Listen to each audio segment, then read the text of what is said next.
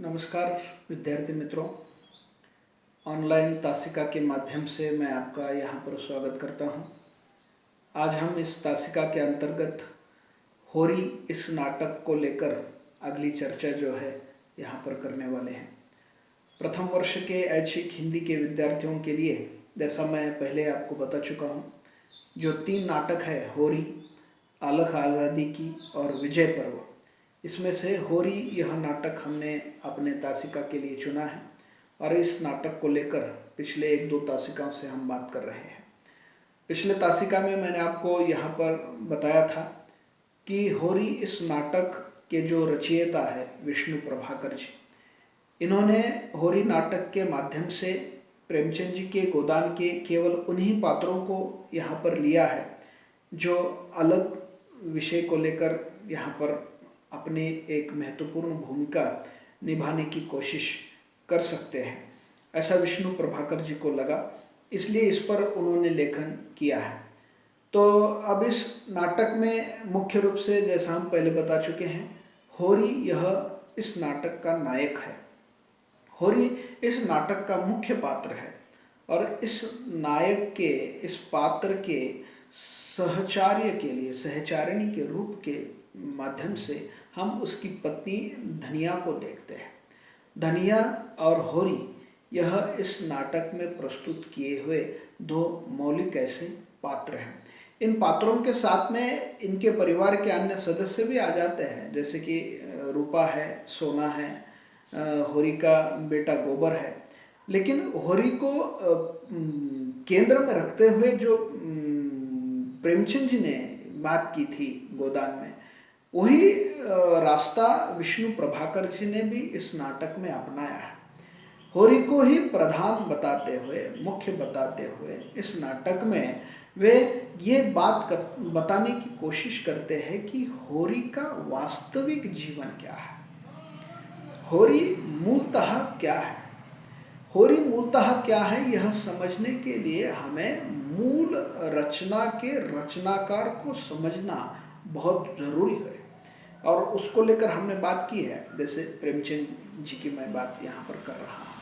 प्रेमचंद जी ने अपने साहित्यिक दृष्टिकोण में मुख्य रूप से अपने, फिर वह कथा साहित्य की बात हो या उपन्यास साहित्य की बात हो, उसमें मुख्य रूप से उन्होंने 2 वर्गों को अधिक रूप में चित्रित किया है। एक है छोटा वर्ग और दूसरा है बड़ा वर्ग।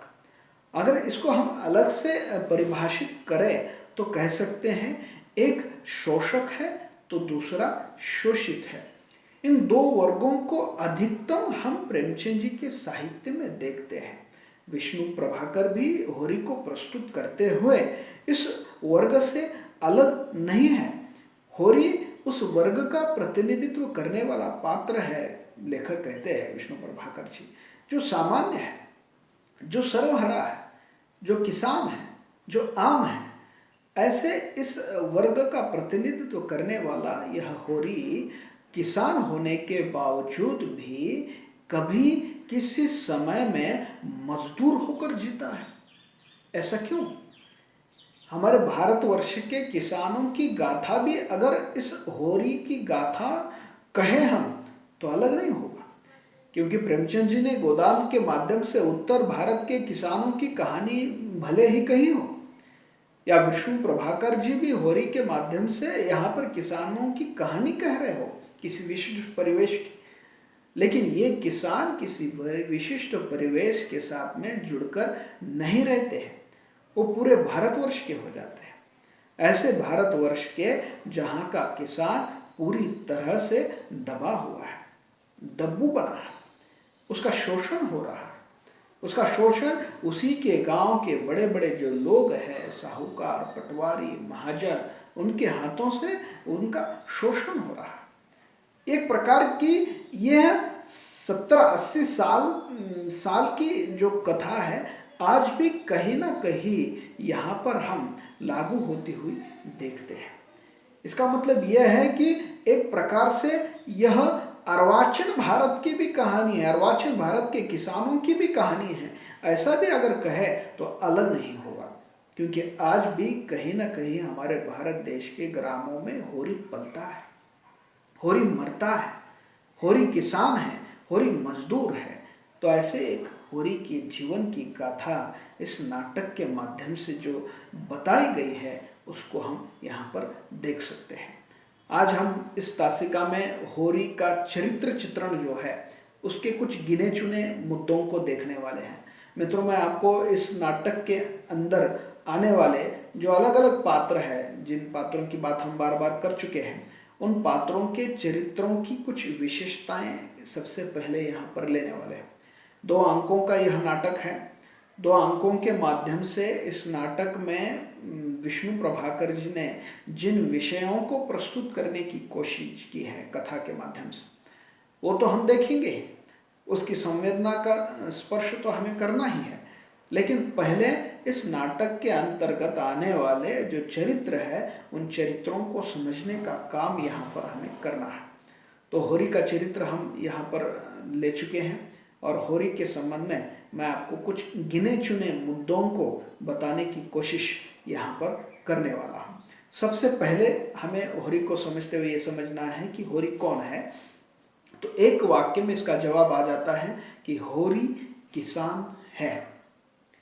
होरी किसान है, वह किसान होने के बावजूद मजदूर होता है।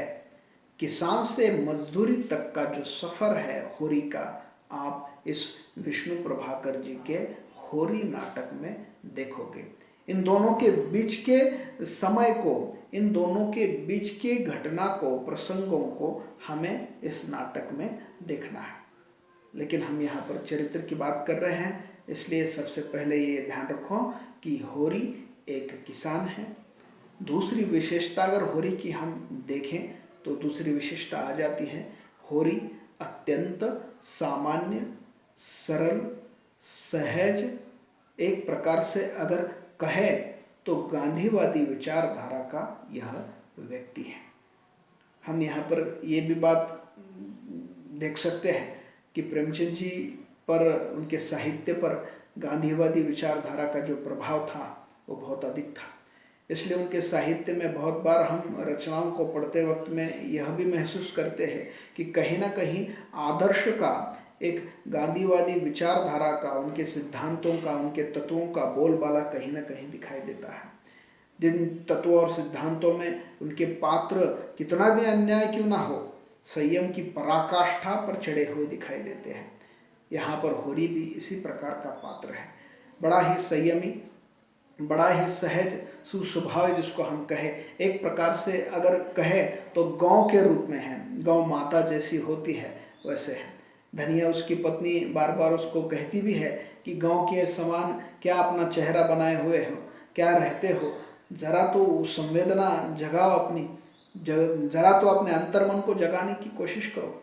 लेकिन बार बार हम यहाँ पर यह पाते हैं कि कितने भी हालात बिगड़ जाए होरी के जीवन में, लेकिन वह जरा भी विचलित नहीं होता है, अपने स्वभाव को प्रथम से लेकर अंतिम तक वैसे कि वैसे सहज, सरल, शांत बताते हुए जीवन जीता हुआ हम देखते हैं।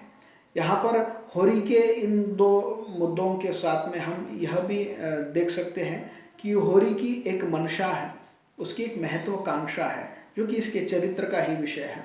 और वह इसकी मंशा इस नाटक में बताई गई है कि होरी गाय को, गौ माता को अपने जीवन में महत्वपूर्ण समझता है और उसकी यह महत्वाकांक्षा उस समय में पूरी हो जाती है जब उसका मित्र भोला उसको गाय उधार दे देता है और उधार पर मिली हुई गाय को वह अपने घर में, अपने घर के आंगन में बहुत समय के लिए नहीं रख पाता है, क्योंकि काल जो है, समय जो है, उसके पास से यह गाय छीन लेता है। गाय को जहर दिया जाता है, क्योंकि यहाँ पर यह भी हम देख सकते हैं कि ऐसे शांत और भले मानस के भी दुनिया वाले दुश्मन हो सकते हैं। यहाँ पर होरी की गाय को छीन लिया जाता है, उसको जहर देकर मार दिया जाता है, फिर भी इसकी भावना ऐसी ही है कि जिसने भी गाय को मारा है उसका कोई कुछ ना करे। यहाँ तक कि उसके गाय को मारने वाला भी इस कथा में इस नाटक में सामने आ जाता है, क्योंकि धनिया चिल्लाते हुए यह भी यहाँ पर स्पष्ट कर देती है कि कहीं ना कहीं तुम्हारे भाई ने ही तुम्हारे गाय को मार दिया है जहर खिलाकर। ऐसे समय में भी वह अपने भाई को लेकर शांत है। यहाँ तक कि दारोगा जब होरी के घर में आ जाता है तो भाई को सजा ना हो, यही बात होरी जो है वो सामने लाने की कोशिश करता है। एक प्रकार से अगर कहें हम तो होरी एक शांत है, बड़ा ही संयमी है, सहज है, महत्वाकांक्षा रखने वाला है, अभिलाषा रखने वाला है। लेकिन अभिलाषा महत्वाकांक्षा भी सहजता से अगर प्राप्त हो तो ही वह स्वीकार करने वाला इंसान है। क्योंकि इसके बारे में अगर हम कहें तो ये भी समझ सकते हैं इस रचना में कि भोला जब गाय देने को तैयार था फिर भी होरी ने गाय नहीं ली। उसने ये भी कहा कि मेरे पास में पैसे नहीं है, तो भोला ने कहा कि उधार पे ले लो, बाद में दे देना। फिर भी उसने ना कहा। लेकिन जब होरी के बेटे गोबर ने वह गाय भोला के पास से लाई तो वह घर में लाई गई, तब तक वह लाने वाला नहीं था। यानी कि महत्वाकांक्षा और अभिलाषा के साथ में तो जीता है, लेकिन जब तक ईश्वर की कृपा ना हो, नसीब का साथ ना हो, तब तक आगे नहीं जाना चाहिए। यह मन ही मन होरी की विचारधारा है, यह भी हम यहाँ पर देख सकते हैं। इसी प्रकार से दाम्पत्य जीवन के अंतर्गत अगर उसके स्वभाव की कुछ विशेषताएं अगर हम देखें तो हम देख सकते हैं कि धनिया का साथ देने वाला वह एक ऐसा पति है जो पति के संपूर्ण कर्तव्य का लालन पालन वह यहाँ पर करता है। वो एक अच्छा बाप है, क्योंकि उसको 2 लड़कियां हैं और एक लड़का है। लड़का हमने देखा गोबर है, लड़कियों में रूपा और सोना, ये 2 लड़कियां हैं। ऐसे एक भरे पूरे परिवार में रहने वाला जो होरी है वह हम इस नाटक में देखते हैं। इसमें यह भी हम होरी के माध्यम से देख सकते हैं कि वो एक अच्छा मित्र है, भोला का मित्र है। वो गांव का एक अच्छा एक उत्तम नागरिक है जिसको और जिससे किसी को तकलीफ नहीं है। इस दृष्टि से वह होरी अपने जीवन में जीता है। सामान्य घर है उसका, सामान्य घर में रहने वाला, 2 बैल है उसके पास में जिसके माध्यम से वो खेती करता है। खेती भी बहुत थोड़ी सी खेती है, जिस खेती में से निकलता जो है वो खुद से अधिक साहूकारों या जिनका देना है उन लोगों को देने में ही अपना एक महत्वपूर्ण कर्तव्य वो समझता है, भले घर में फाके में दिन अपने बच्चे या पत्नी क्यों ना बिताए। इस बात की ओर भी संकेत विष्णु प्रभाकर जी ने किया है, जो कि इसका विस्तार प्रेमचंद जी ने अपने गोदान में किया था, कि एक प्रकार का आदर्शवाद जिसको हम कहें, वह आदर्शवाद का जीवंत उदाहरण होरी है। एक आदर्श का ऐसा उदाहरण जिस उदाहरण में हम देख सकते हैं कि इस आदर्शवाद को एक प्रकार से देवतुल्य प्रेमचंद जी ने करने की कोशिश अपने उपन्यास में की थी।